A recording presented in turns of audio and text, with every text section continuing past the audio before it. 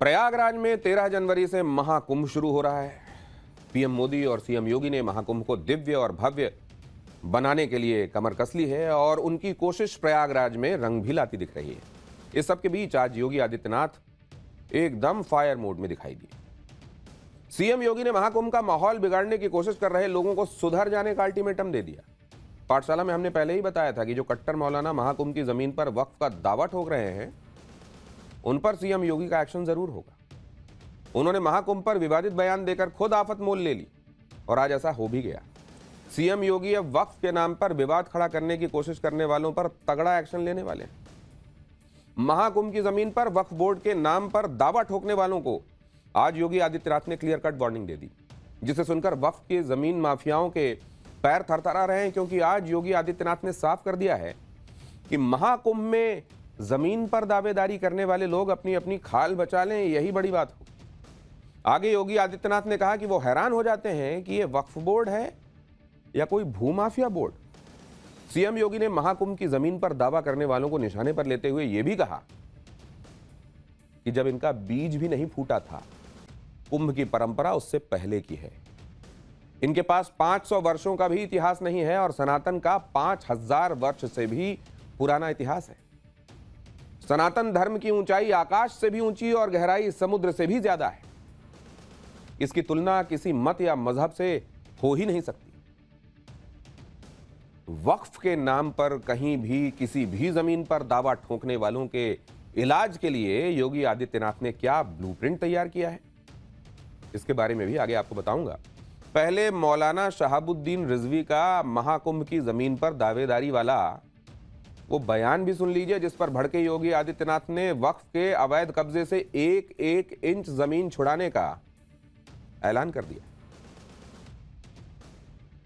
प्रयागराज के जो मुसलमान हैं उनमें से एक सरताज नाम के हैं, उन्होंने इस बात की जानकारी दी और कहा, एलानिया तौर पर इस बात को कहा कि जो ज़मीन है, जिस ज़मीन पर, ज़मीन के बहुत सारे हिस्से पर जो शामियाने तंबू वगैरह लगाए गए हैं, इंतज़ामात किए गए हैं, मेला लग रहा है, ये वक्फ की ज़मीन है और वहाँ के मुसलमानों की ज़मीन है।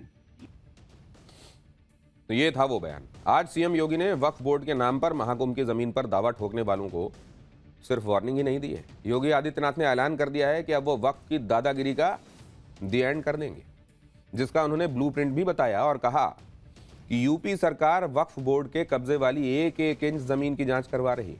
जिन लोगों ने वक्फ के नाम पर जमीन कब्जाई है, उनसे जमीन वापस ली जाएगी। वक्फ से जमीन वापस लेकर गरीबों के लिए घर, स्कूल, कॉलेज, अस्पताल बनाए जाएंगे।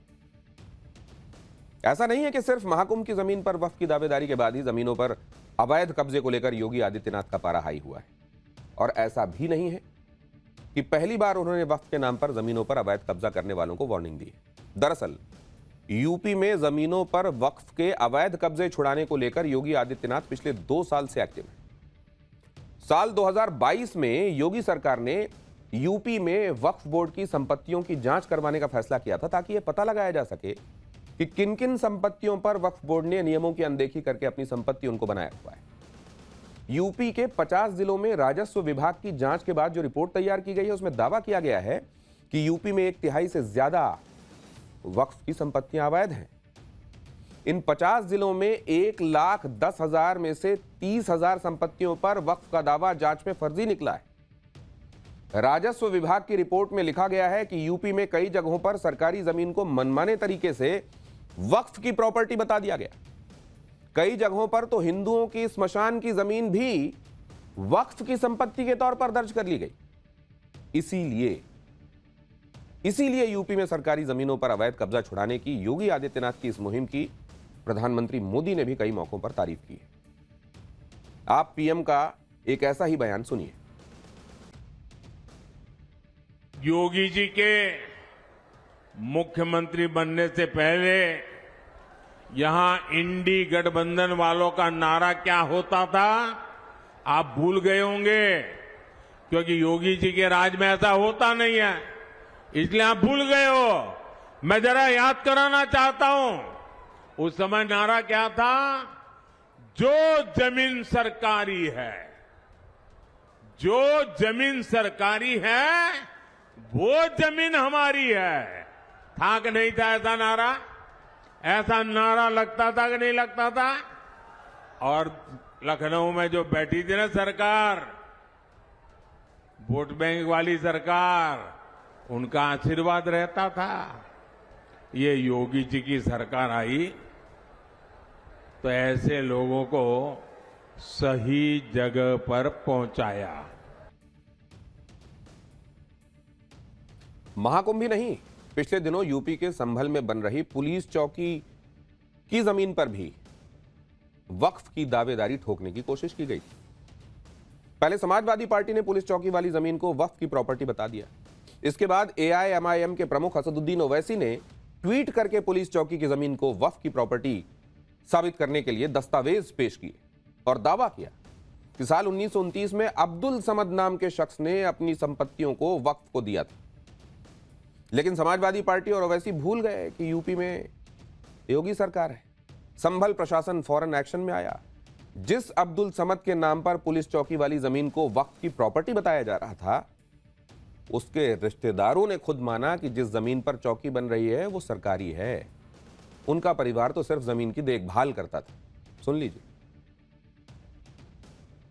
सर हमारी जमीन नहीं है, वो हमारे बुजुर्ग जो थे देख रेख करते थे उसकी। अब हमें पता चला तो सर वो सरकारी जमीन है, हमें कोई एतराज नहीं है।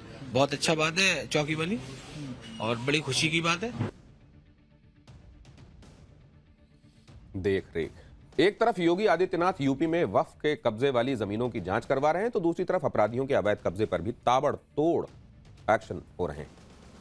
यूपी के संभल में अंडरवर्ल्ड डॉन दाऊद इब्राहिम के करीबी गैंगस्टर शारिक साठा की प्रॉपर्टी पर पुलिस चौकी बनाने का काम शुरू कर दिया गया है। योगी पुलिस के डर से शारिक साठा इस वक्त दुबई में बैठा हुआ है, छिपा हुआ, लेकिन यहां उसकी अवैध प्रॉपर्टी को जब्त करने का काम जारी है। और ऐसी ही एक प्रॉपर्टी पर संभल में पुलिस चौकी बनाई जा रही है। ग्राउंड जीरो से हमारे सहयोगी की रिपोर्ट देखिए। जिस जमीन के ऊपर यह पुलिस चौकी बनाया जा रहा है, ये दाऊद इब्राहिम का खासम खास शारिक साठा की जमीन के ऊपर बनाया जा रहा है। ये शारिक साठा जो कि डी कंपनी के साथ जुड़ा हुआ था, शारिक साठा जो संभल का रहने वाला है, जिसका कनेक्शन बताया जाता है अंडरवर्ल्ड डॉन दाऊद इब्राहिम से है, जो ऑटो लिफ्टर था, जिसने कई सारी गाड़ी लग्जरी गाड़ी जो है उसने चोरी की थी और उसके बाद उनको बेचता था। उस शारिक साठा की जमीन के ऊपर ये पुलिस चौकी बनाया जा रहा है। यानी कि आप समझिए कि अपराधियों के हौसले तोड़ने के लिए पुलिस ने इस तरीके से उन तमाम चौकियों का निर्माण करना शुरू कर दिया है। ये जो पीछे की आप पूरी जमीन देख रहे हैं, ये शारिक साठा की जमीन है। इसको गैंगस्टर एक्ट के तहत कुर्क किया गया था और अब यहाँ पर जो चौकी है उसका निर्माण कराया जा रहा है ताकि इलाके में शांति बहाली रहे। एक तरफ योगी आदित्यनाथ ने पूरे यूपी में वक्फ के अवैध कब्जे का सफाया करने का ऐलान किया है तो दूसरी तरफ प्रयागराज में महाकुंभ को दिव्य और भव्य बनाने के लिए गंगा में बने टापुओं का भी सफाया कर दिया गया है। यानी महाकुंभ के दौरान प्रयागराज में गंगा नदी 3 धाराओं में नहीं बल्कि एक धारा में संगम तक पहुंचेगी। और इसके लिए योगी सरकार ने समुद्र में खुदाई करने वाली ड्रेजर मशीनों की मदद से गंगा नदी में बने टापुओं को हटा दिया है। इस काम में आईआईटी गुवाहाटी की भी मदद ली गई और गंगा जी की धारा को एक किया गया। सिर्फ गंगा जी की धारा ही एक नहीं हुई, इस पहल से कुंभ मेले का इलाका भी बढ़ गया। करीब 87 बीघा जमीन जो पहले डूबी रहती थी, इस बार मेले के लिए इस्तेमाल हो सकेगी। प्रयागराज में महाकुंभ के लिए गंगा जी की धारा को एक करने का काम किस तरह किया गया, उसे इस वीडियो के जरिए समझ सकते हैं आप। देखिए, इसी तरह की मशीनों की मदद से गंगा नदी के बीच बने रेत के टापुओं को हटाया गया है। लेकिन समाजवादी पार्टी के मुखिया अखिलेश यादव ने तो जैसे हर बात पर सीएम योगी का विरोध ही करने की ठानी हुई। अखिलेश यादव ने गंगा नदी से टापू हटाए जाने पर भी सवाल उठा दिए। अखिलेश यादव ने ट्वीट किया, इतिहास गवाह रहा है कि नदियां अपने बने मार्ग को स्वयं बनाकर चलती हैं। यह प्राकृतिक बहाव नदियों की निरंतरता के लिए अपने आप बनाया हुआ रास्ता होता है। इस भौगोलिक सत्य को स्वीकार करते हुए नदियों के बहाव से छेड़छाड़ करना पर्यावरणीय अपराध है। प्रयागराज महाकुंभ में गंगा जी में ड्रेजर मशीन लगाने का मकसद केवल अपने लोगों को ठेका दिलाना और उसके जरिए भ्रष्टाचार से पैसा कमाना है। नदियां किस जगह आकर मिलेंगी, यह प्रकृति पर छोड़ देना चाहिए। उसके लिए मनमानी करना और जबरदस्ती करके बहाव को बदलना अनुचित भी है और अवांछनीय भी। अखिलेश यादव के इस ट्वीट पर योगी आदित्यनाथ भी पलटवार करने से नहीं चूके। सीएम योगी ने अखिलेश यादव की सोच पर ही सवाल उठा दिया।